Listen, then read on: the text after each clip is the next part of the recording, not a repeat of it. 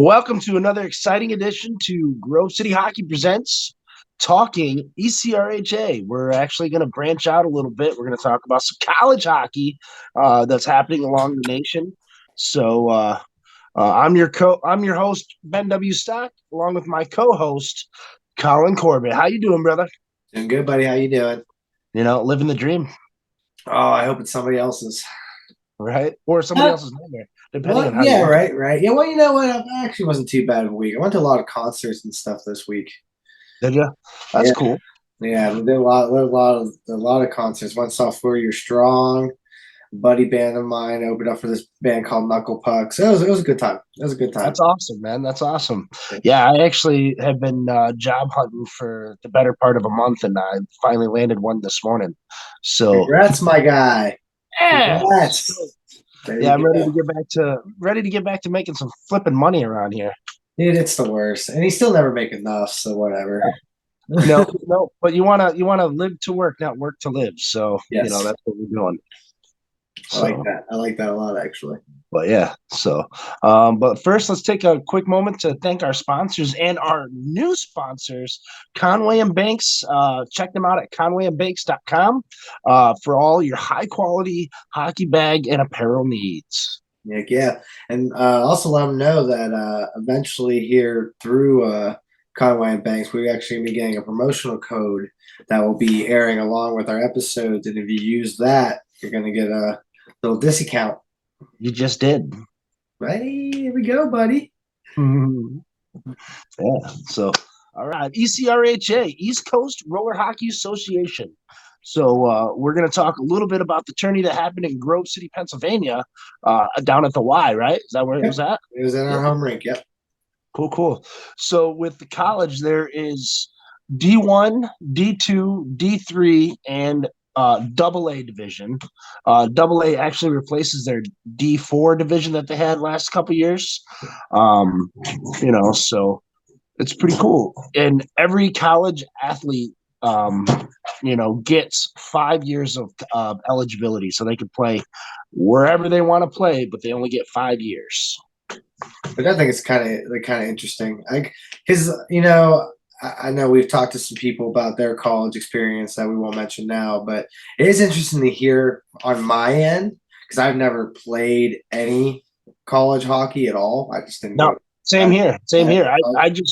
I went from rec hockey to and then just kind of playing at the elite league levels Mhm. throughout the state of Michigan, and then finally was able to land on a couple of pro teams. So Yeah. that was actually a lot of fun and worth it to me.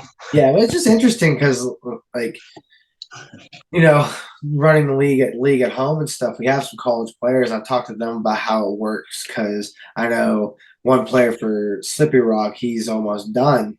And I was Mhm. just like, well, how does that work? How are you going to keep playing for the team? He's like, well, as long as I go for a semester and I'm done after the semester, I can still play for Slippy Rock, even though I'm technically going to be done. It's just so many weird little rules and stuff. And it's interesting. It's really Yeah, interesting.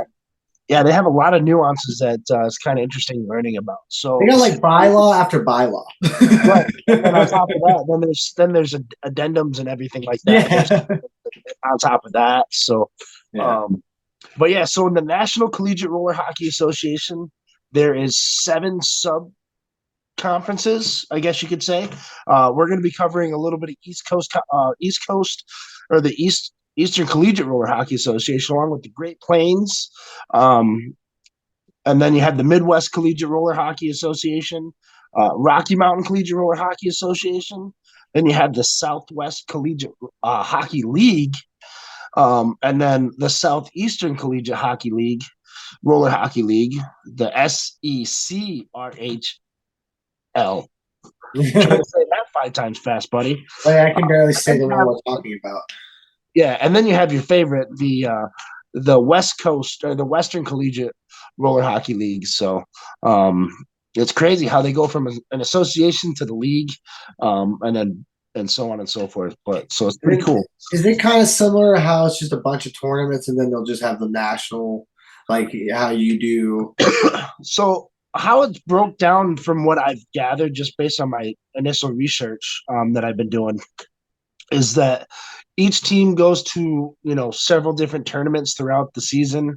You'll have a couple of crossover tournaments, so you'll see some Midwest collegiate roller hockey teams that played, and we're actually going to be talking about two of them in Ohio State and Michigan State. They came over to the Eastern Collegiate Roller Hockey to play them, so that's their crossover. And then you'll see the Southeastern teams will go to a Southwest tournament, or not necessarily a tournament, but you just go and you just play, 3 to 5 games, depending on what your schedule will allow at that time. Gotcha. So yeah, so like one of the teams, it was Michigan State. I think their AA team. Yeah. I think they played 5 games this weekend. So the teams that we had participating, we had Division II, Division III, and AA. So we had Rochester Institute of Technology, so RIT. They had 2 games played in Division III. Ohio State had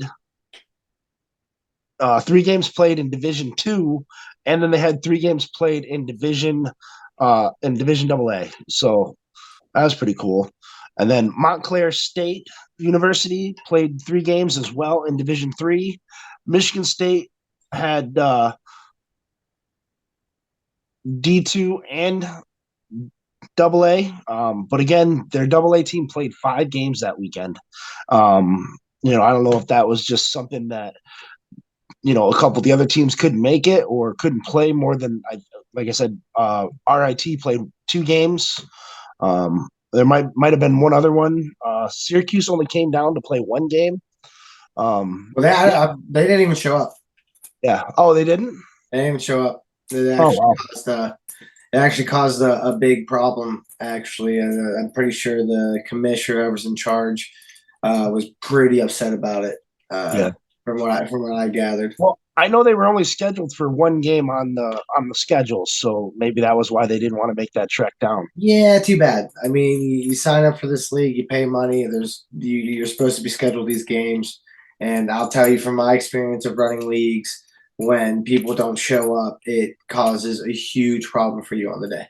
Well, it's a huge headache, and it hurts. It hurts not only the image of the league, but it also hurts the image that you're trying to portray as well. So it just doesn't look good. If you got 1 game, show up, play it. But yeah, on my schedule, I didn't know they didn't show up, but on my schedule it said they played 1 game. Slippery Rock had Division I, and then a AA team that played. Both teams played 3 games. Temple played 3 games. Robert Morris played 3 games, and Penn State played 3 games. But all 3 of those teams only had 1 Division II team that came down to play. They didn't have any other teams that came down in any of the other divisions. So that's pretty cool to check that out. So why don't we take a minute? Let's thank our sponsors again, Conway and Banks. We appreciate the support, the love, along with all of our other support sponsors too, like Epic Hockey, Black Biscuit, just to name a few. Well, we actually got a couple. I got another one to announce. Actually, 2. Jack Hockey Wax is jumping on board, and so is Magic Clean. Another couple. Oh, nice! Way to go, man! That's awesome. They're jumping on board here soon. We're working on all the commercials and stuff now, so we got a couple jumping on board, showing some love to what we're doing, and I love it. It's great. Yeah, that's awesome. I didn't even hear about this yet, so it's thanks for sliding that one in, bud. Hey, no problem. It's not new. It's something that it's been in the works for a little bit here. I mean, I know Tony DeBiccaro, he plays on actually Grove City Thunderbirds. Right. So he saw what we were doing, and he saw an opportunity. We saw an opportunity with him, and I'm happy to have these companies on board. I actually also work for both of those companies too. So how about that? That's even better, man. That's awesome. Yeah. It was a kind of snowball effect. Yeah, I like it. I like it when it starts out small, and then it just keeps growing and growing and growing, and then it's like, boom. Yep. So we're going to talk about 3 games that happened this that weekend. Um, and if you want to catch out the rest, I mean, there were 9 games total. Something like So that. Yeah. we're only talking just a fraction of these games, and every single one of these games, I think there was a couple blowouts, but for the most part, every single one of these games was really, really tight, really, really close. Yeah. I got to catch. I think the one game we talked about. We talked about the Michigan versus Slippery Rock game. Yeah, that's going to Yeah, be game that's number 2. That'll be yeah. game number 2. Yeah, I got Um, to. I was out of town for this tournament, but I had some free time and got to watch the broadcast. And I'll tell you, that looked like a fun game to watch. yeah, it was a lot of back and forth. Which we'll get to here We'll in a get few. into. We'll get into. Like I said, I got to catch like bits and pieces of the games throughout the day. I didn't get to watch all of them, but it looked like some really good hockey. I mean, these are people that some of them I know. Like I know a couple of the Slippery Rock guys being from Grove City. I know some of them plan on kind of going to the pro level here pretty soon, and it's cool to watch that level of hockey. It really is, and that's the type of level that that we broadcast here at Grove City Hockey, and we can continue to expand our broadcasting abilities to bring you not only college adult elite level adult. We're gonna actually start doing some youth hockey coverage here early this next year too. Yep, that's the game plan. I mean, the one thing about watching like these higher end people play is you realize how not good you are. Well, maybe you. You ain't doing it anymore either, buddy. So I want to hear No, it. I don't. I don't. I retired. I retired back in 2015. So I've Probably, accepted my role as a broadcaster and a analyst. So I probably should accept that role, but I still got a few years left in me once I get healed up. I don't care what anybody no, says. but I will tell you though, I didn't step foot into a rink for 7 years. So it was hard. I will say it was the first 3 years was excruciating. So I believe it. I I believe it. know that feeling, and you want to be in it all the time. So. I'm a Um, rink rat, man. I'm a rink rat. So, all right. Well, let's take a quick pause for station identification from our local sponsors. Hey guys, you know what time it is. Back to school and back to hockey. Visit Epic Hockey online to check out the newest and greatest in the hockey industry. They've got custom sticks, custom gloves, and oh yeah, they're all at a great price. Make sure you visit them on their social media and their website to find out all about this new cutting-edge company. Visit them at epichockey.com. Epic Hockey, a proud sponsor of Grove City Hockey.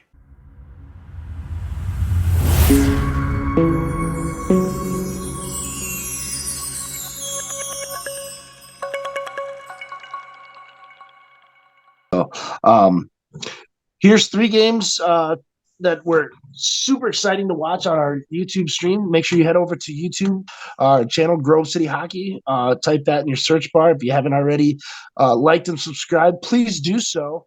And turn on all notifications so that you do not miss any of the exciting action that we bring to you. First game up is Temple and Ohio State. This game was incredible to do the research on because I think that first period there wasn't anything really going down.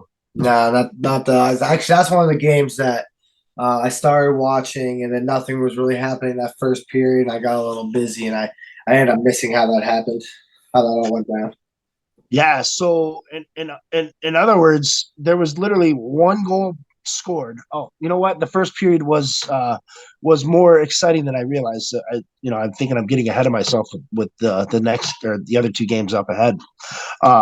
So at 9:21, Temple got on the board with Nicholas Grillo getting the goal with an assist by Zachary Benigini. And then we had several penalties. Both on Ohio State had 2, and Temple had 1. It looks like there was a matching minors. One was holding onto the stick, the other was an interference call. So that tends to happen, but nobody really capitalized on those opportunities or, anything to that nature. To make it more than a 1-goal game at that point. So then the second period came about, and you got Ohio State answering the call with John Massatetti. I know I'm not pronouncing that right. If you guys are getting a chance to listen to this and you want to send us a pronunciation guide, then please do so that I don't butcher your names later on. But he was unassisted, and then just a few moments later, less than a minute later, TJ DeLuca got the goal with the assist by Robert Stranisi. We'll move forward with that.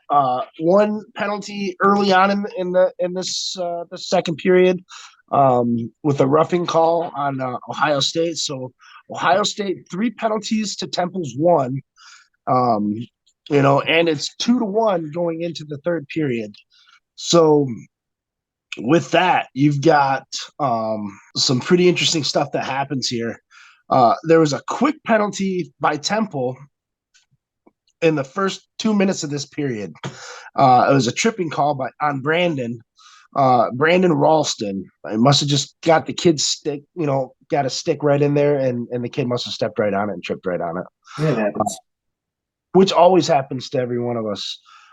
Then Ohio State, a couple of minutes later, chipped in their third goal by Benjamin Biron or Byron.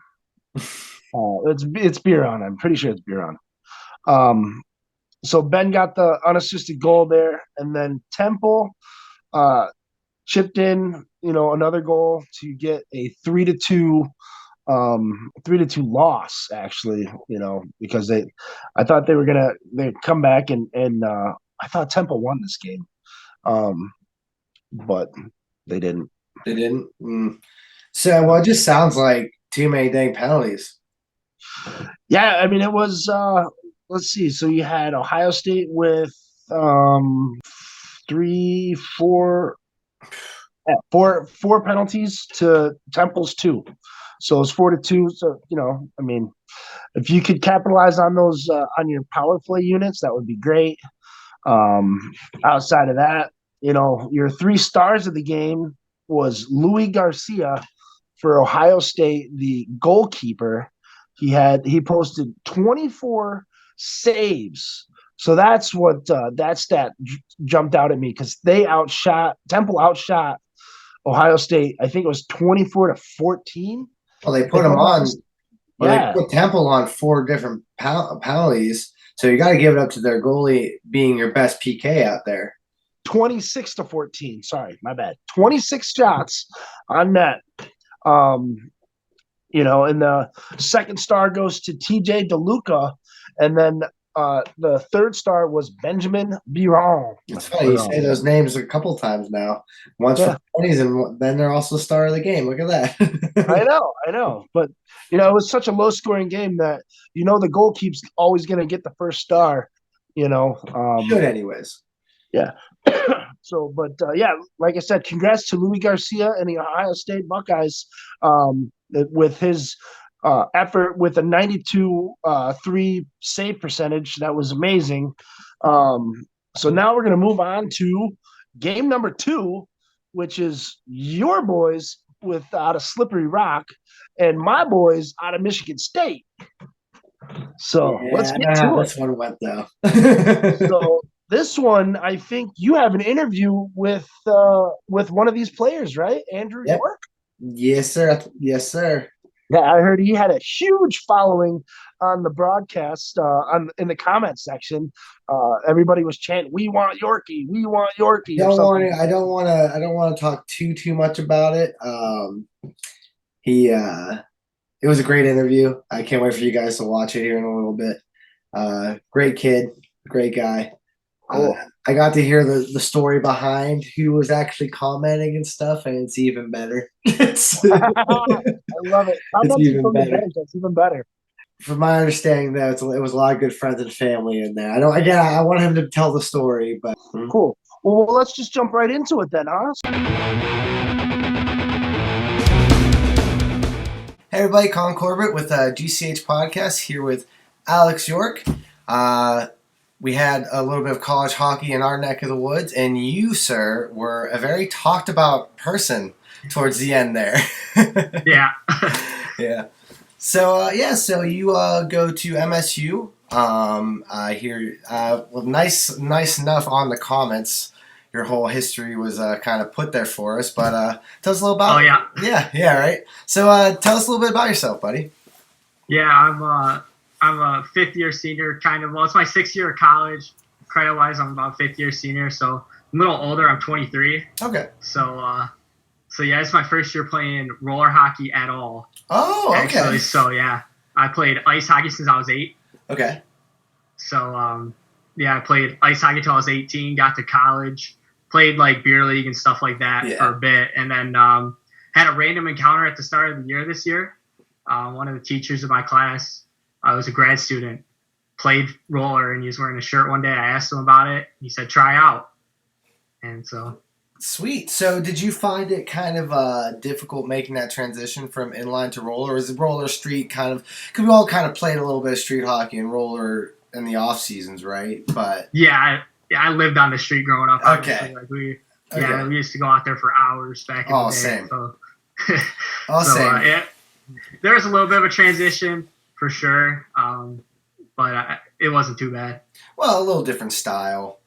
It feels. I feel like roller always feels a little bit more like compared to like 3-on-3 overtime in ice, where you have all that space. It's that constant cycling and stuff. Yeah, I was very possession focused. Yes. I definitely watched a lot of film, honestly, going in, just to see what was up, and I knew right away it was going to be very possession based. And so that was a bit of an adjustment. When I played ice, I was very much like a dump and chase kind of guy. Okay. I played a very simple game, so I had to kind of change it up a little bit. Nice. So it's just kind of like a chance thing that you ended up on this team, huh? Yeah, it was just complete random chance. Yeah. I'm super glad I did it. No, that's awesome. Well, it's always fun to get to travel and play hockey in different places against different people. So you've been playing since you were 6, you said? 8. 8? Okay, so what kind of got you into hockey then? Because I know for me, being from Grove City, we're really close to Pittsburgh area. My family was just we're a hockey family.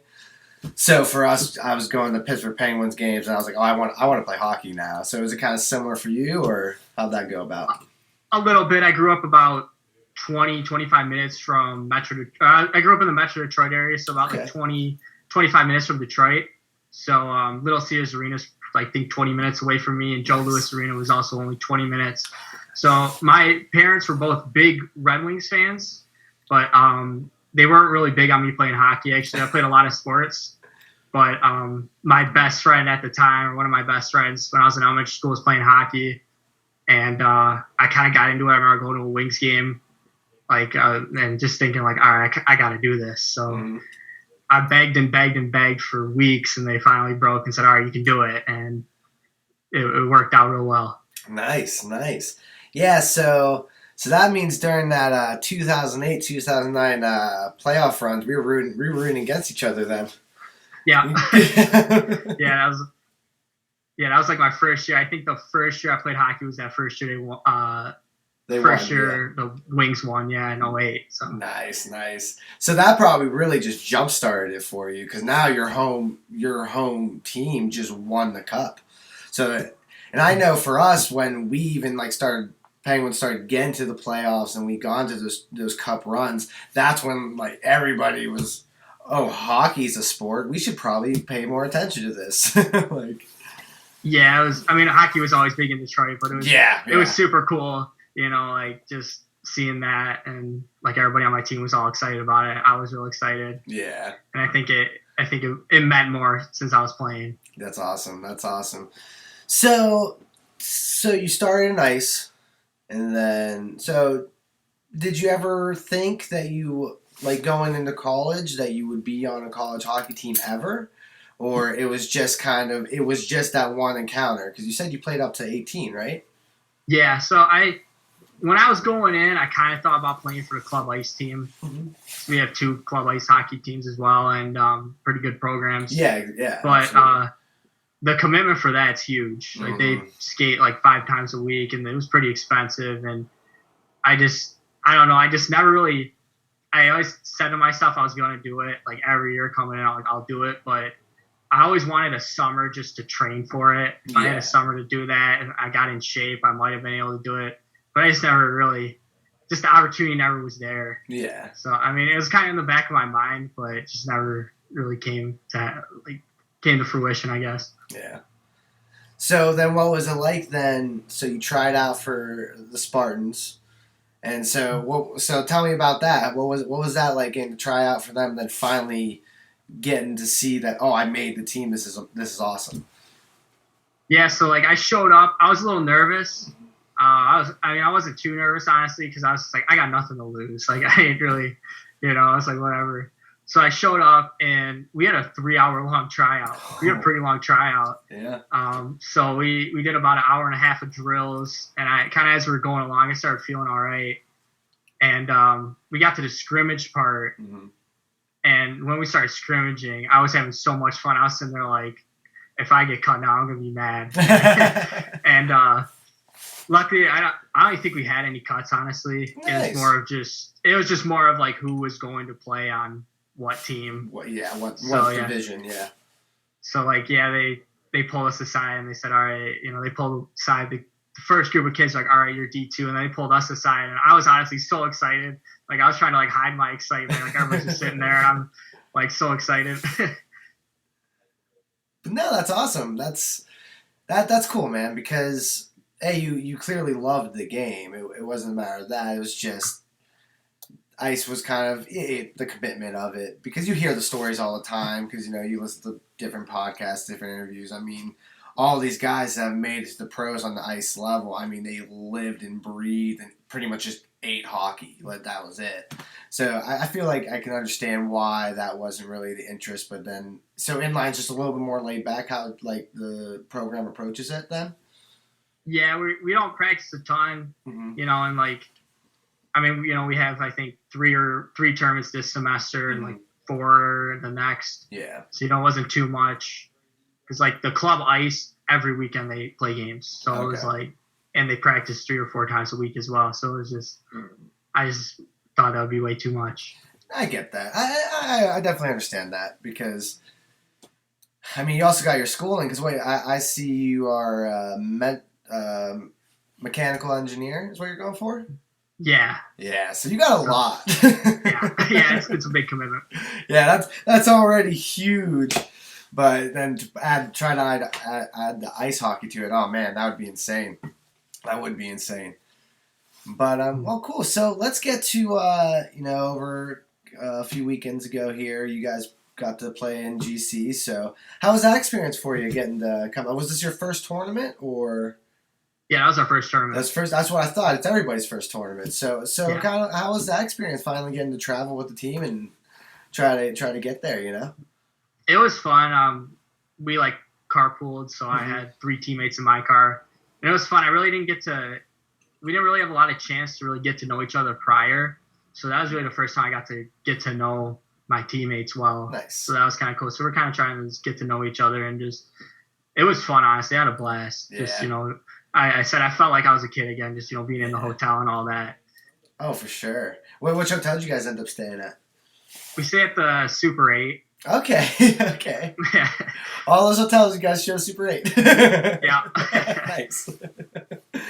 No, that's gonna be cool. And that's what, for me too. That's because I never got to play at a college level or anything. I've always I played a lot as a kid, and I'm playing now as an adult, and that's definitely the best part, is getting to know all the guys, right?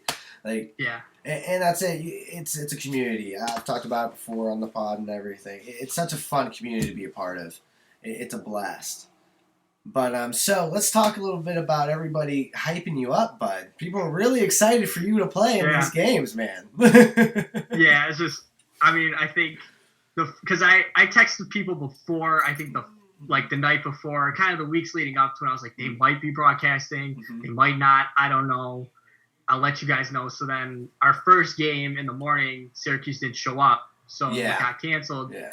But that gave me the opportunity. We all saw the cameras, and stuff. So my coach was like, I think they got a live stream going. So then we looked, and so I just texted so many people, and I have some great friends too. So it was a blast seeing that. What was one of them? He's single, ladies, or something like that? Yeah. Oh my god, yeah. That was funny. We were all dying. I know. Yeah, it was funny too because like I had no idea that was going to happen either. Yeah. So I got off after that second game, and I was just like looking at my phone. Yeah. And I think the first text I saw was my dad said, the announcer just said you were everybody's favorite. Oh, yeah. And I was like, what? And I was like, oh, boy. So I like immediately went on the live stream, and I just looked at the comments. I just saw so many comments. I was like, oh, no. Like, oh, maybe I shouldn't have texted everybody. Yeah. That was my mom in the comments, too, because the commentator was like, was that actually, York's mom in the comments? That was. Oh, so it was your mom talking you up. At the end, yeah. She didn't know. So that was another funny thing. They were watching it at home on like our big screen TV, and they didn't have comments on it. Okay. And so they said the whole game, like both games, because we played a doubleheader. Mm-hmm. They're like, why do they keep talking about Alex? Like, what's up? And so finally at the end of the second game, like in the third period, they checked the comments. They're like, oh, there we go. So then that's when my mom jumped in and just said, this is York's mom, That's so good. That's awesome. Yeah, no, it also made the kind of the research a little bit easier to before we got into this interview stuff. Had all your info right there. I was like, oh, this is perfect. Yeah, I counted that like way after the games. Like, you counted that the next day. It was pretty funny to me.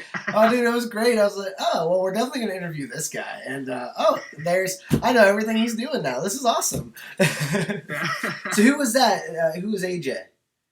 So that's my friend Bobby. Okay. And so he went to MSU with me. Okay. Probably I'd say there's two kids that I consider like my best friends at MSU. He was one of them. So we spent a lot of time last year. He graduated in the spring, and he's in Oklahoma right now in law school. Okay. So he just I texted him. He said, I'm watching tonight. So.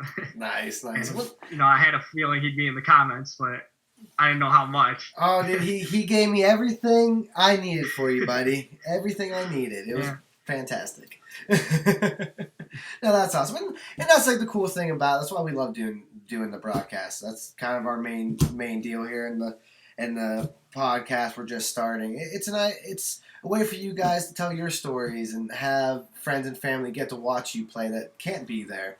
And I love that happened for you, buddy, because it's a story for you to tell for the rest of your life, and I love it. Yeah, it wasn't.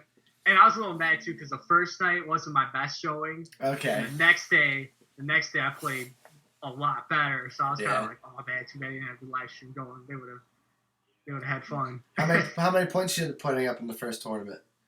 I only had 1 point. I was playing defense most of it. Thought so. I don't know. I honestly think the assist count was a little off. But, I mean, I refed a little bit too, so I know it's hard to keep track of that. It's hard. I feel like sometimes I just take a guess. You have to. You see the goal and you kind of forget who passed it to him. So it's But hey, man, being a solid defense, man, that's a big part of the game, and especially when it comes to this inline style of playing, it's way different. So, but hey, man, hopefully we get to keep broadcasting. I'm definitely gonna be looking forward to keep seeing you play, though. That's for sure. Yeah, it was fun. Yeah, absolutely. So where do you guys hit next? We are going to Indianapolis. Okay. Not this weekend, but the next weekend. Nice. We're excited. Our first game is against Ohio State. Okay. A rematch of our last game, and obviously us and Ohio State, just the schools never got along, so a little bit more going into it. Well, yeah, that's definitely where I love watching college hockey and stuff. So it's cool getting to start breaking into broadcasting these inline college games, because I feel it's so much cooler for you guys, because you guys are playing for your team. You're playing for your school. So it's awesome to see, especially see the rivalry games. It's a blast to watch. Yeah. So that's awesome, man. That's great. So, well, sweet. Well, hey, buddy. Thank you so much for giving me your time and everything, and coming on and talk about it. I really appreciate it. Is there anybody you want to say hi to? Yeah, I'll say hi to my mom. Yeah. My dad, obviously, my sister too, and then I'll shout out my friends Jordan, Niece, Bobby, his brother Simon was watching too. My Aunt Nancy was watching, and my friend Zoe I think was watching for a little bit too. So awesome, man, awesome. I think that's it. I might be missing someone. I'm sorry if I missed someone. It happens. I put you on the spot. Yeah. But hey, Alex, again, thank you so much for giving me your time, man. And I'm looking forward to hopefully next time we broadcast. And I'm going to follow Slippery Rock a little bit. I got some friends on that team, so I'll definitely be keeping an eye out for you, bud. All right. Hey. But again, everybody, Alex York, the man you guys all asked for. Thank you again, man. And this is GCH Podcast. Yeah. Thank you, man, so much. Yeah, thanks for having me. Absolutely, buddy. Absolutely. So let's talk about Slippery Rock and Michigan State. Here we go. First period, just 3 minutes into the game, Slippery Rock decides to put the puck in the net with Ian Edwards getting the goal with Matt Varankovic. Varankovic, yeah. Close enough. You're close. You're close. If you guys want to chip in and let us know how we did, just don't hesitate to do that. So both really good dudes. I know them really well. Right. So, but just less than a minute and a half later, Michigan State answered the call with Jeff Keating chipping in his first goal of the game. He was assisted by Parker Davidson. Hey, look, a name that we can actually say. Yeah. Well, you got Ian Edwards. That was an easy one for you to say, too, on the other end of the rink. So, and then we had a bench minor on Michigan State. Nothing too major. We had another penalty on Parker Davidson for holding. That's holding on the offense. 5-yard penalty. Replay first down.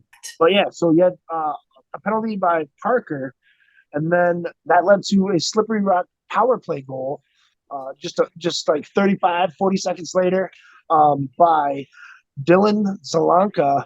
He was also assisted by Ian Edwards. So that's the second time we've heard Ian's name. He might be one of the 3 stars of the game. We'll find out. Let's keep looking. So then, not even 40 seconds after that, Slippery Rock chips in another goal. So already Michigan State Spartans are down 3-1. But that not to be outdone. We had a couple of penalties. We actually had a penalty by AJ Adamski for high sticking. He hit the cage of his fellow college mate out there on the floor, which led to a power play by Cam Galen and assisted by Sean Hastings. And then a couple more penalties by Dylan Zelenka. For slashing, and then Matthew Varankovic. We'll go with Varankovic. He also had another high sticking call. A lot of high sticking calls in this game so far. That's just in the first period. So after one, it was 3-2 in favor. SRU. Yeah, Slippery Rock. Mm-hmm. Yeah, I'm not surprised to hear Edwards' name all over that. And I'm sure that's going to continue throughout the trend of the game. He's a hell of a hockey player. Right. I am fortunate enough to play with him in my home team in my home league with the Benders, and the way that kid can control the puck, it's stupid. It is stupid. He's got some good puck possession skills. Oh, dude, it's like glued to his stick. And I watch guys just try to rip it from him, and he'll still get it back. It's stupid. I don't understand how he does it. So now we had a power play at the end of that period from Matthew Varankovic, going into the second period. So that led to a quick 41-second goal for the Michigan State Spartans. Shane, I can't even say his last name. I would just literally butcher it. It sounds Greek. Stoyotostatus. I don't know. It sounds Greek. It does. I mean, I don't know. It could be Polish for Czech or something. I don't know. But yeah, the ADIS is what's throwing me off here.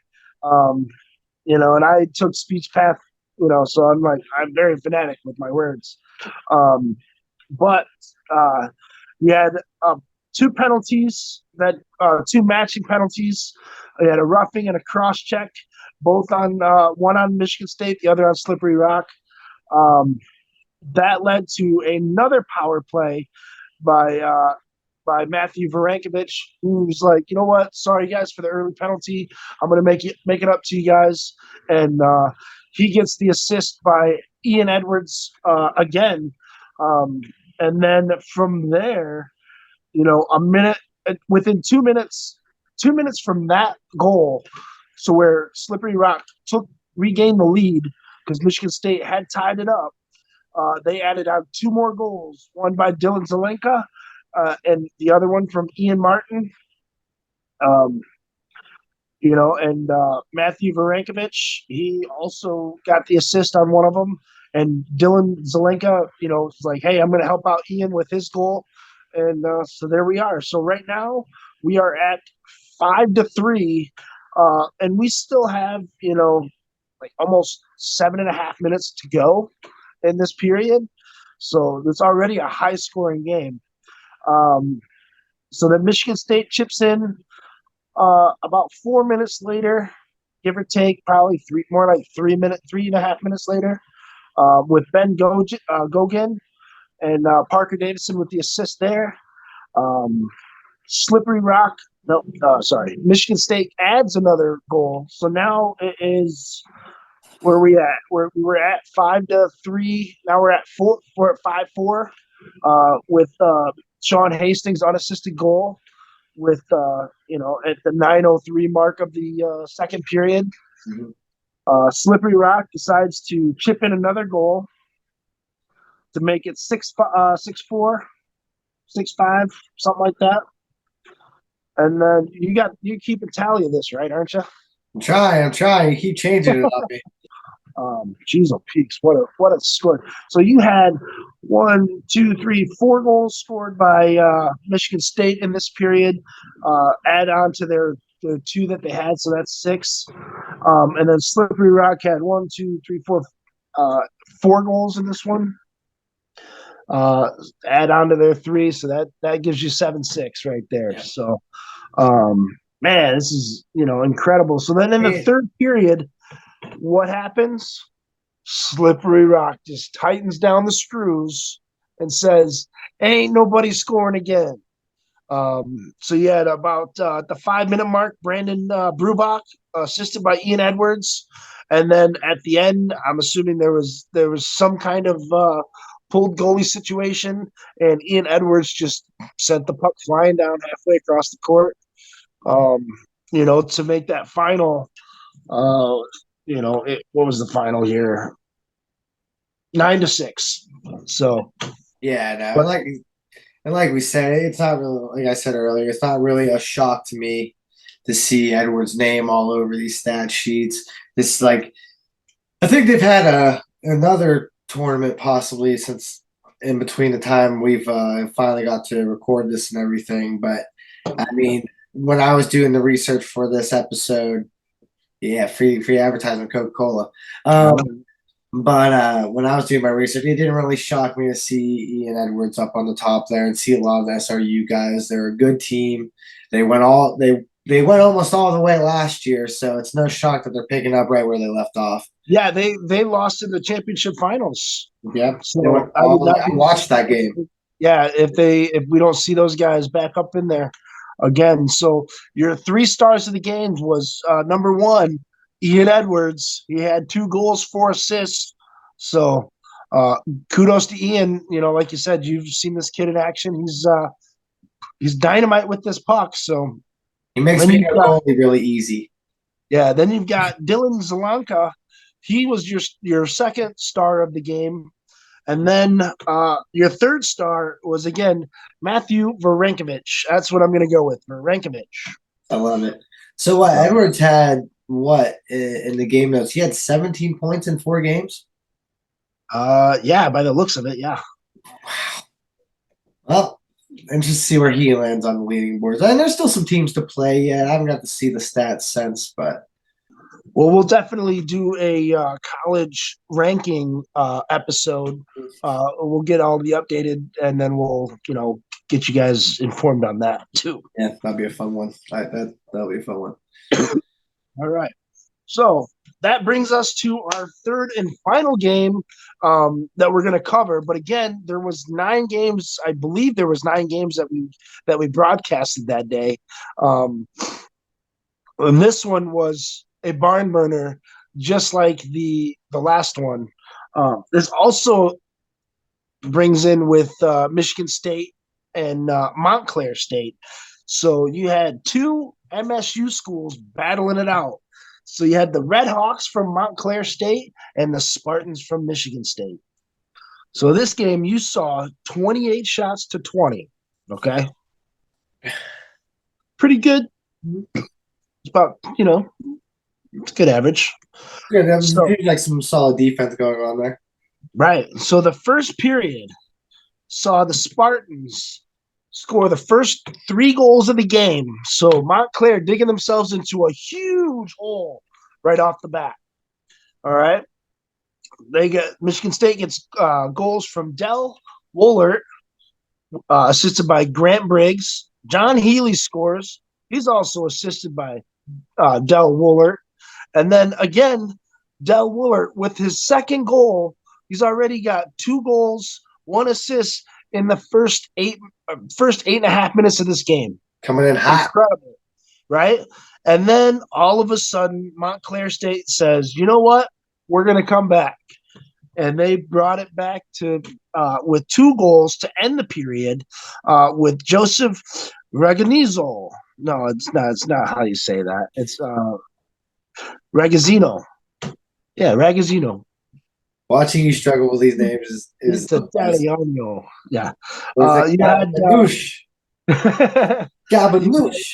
Yeah, you had Jack Vogel and Garrett Negron assisting with Joseph's goal.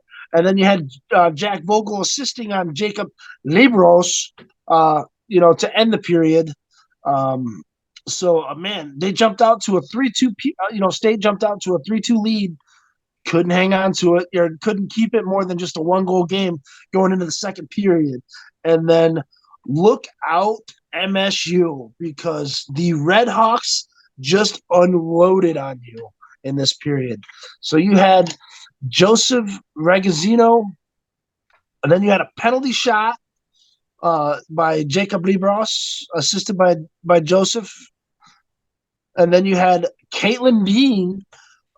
She gets a goal, assisted by Jacob Libros. Then you had Garrett Negron, again, assisted by Jack Vogel. Then MSU decides to chip in a goal. Penalties were not really a factor in this game, so we're not even going to cover them.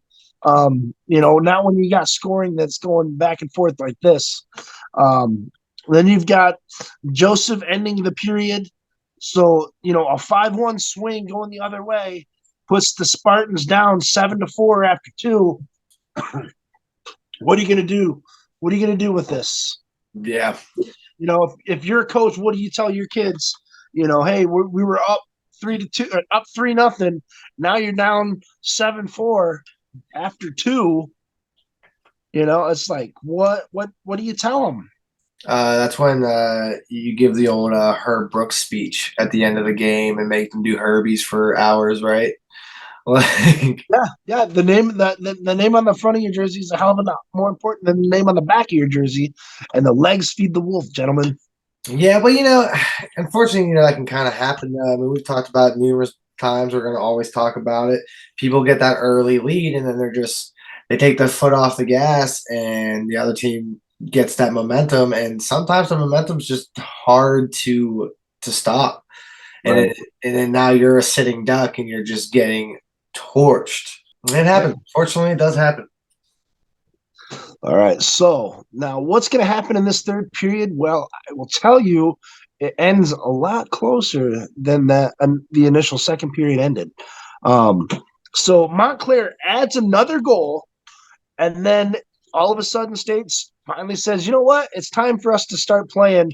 So with the score 8-4, State chips in 2 more, Jacob Lebros with the goal for Montclair for the Red Hawks, and then you had Robert Perkins scoring two quick goals less than a minute apart from each other to bring that score 8-5, and then Jacob Lebros again.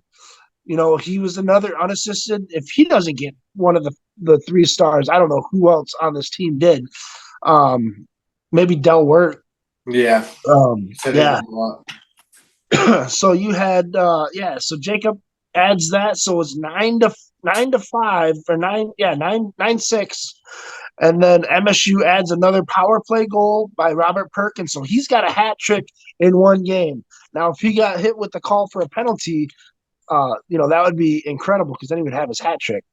So he gets a natural hattie, and then Jacob Lebros again another goal to put the Red Hawks up 10-8, and then MSU in the final seconds chips in another goal to make it 10-9 was your final. And your 3 stars of this game were Jacob Lebros with 5 goals, 1 assist, Joseph Ragazzino with 3 goals, 2 assists, and MSU's Del Woolert with 4 goals and 1 assist. So, the goaltenders were not really necessarily left out to dry, but they definitely were struggling for a minute. For sure. And it just seems like the Shoes were picking their corners pretty well then, by the sounds of it. It was a game I unfortunately didn't get to watch, but I mean, looking at the stat sheets, it looked like a hell of a game to watch, though. I'm kind of bummed I missed it. Yeah, and just talking about it makes me want to go back to our YouTube channel to check it out on our stream, which is up to watch at any point in time, ladies and gentlemen. So make sure you tune in to YouTube channel, type in Grove City Hockey, like and subscribe, turn on all notifications so you don't miss any future and or past events that we've already covered, because there's some great hockey action on there. So we want to take this time to thank our sponsors and our podcast sponsors, Conway and Banks, along with the couple that you just mentioned earlier today, bud. Yep, Jack Hockey Wax and Magic Clean. Yeah. So don't forget to check out conwayandbanks.com for high quality hockey bags and apparel. For me, I'm Ben W. Stockton. This is my co-host, Collin Corbett. Stick around and we'll catch you on the next episode of Talking ECRHA. Have a good one, guys. Yep.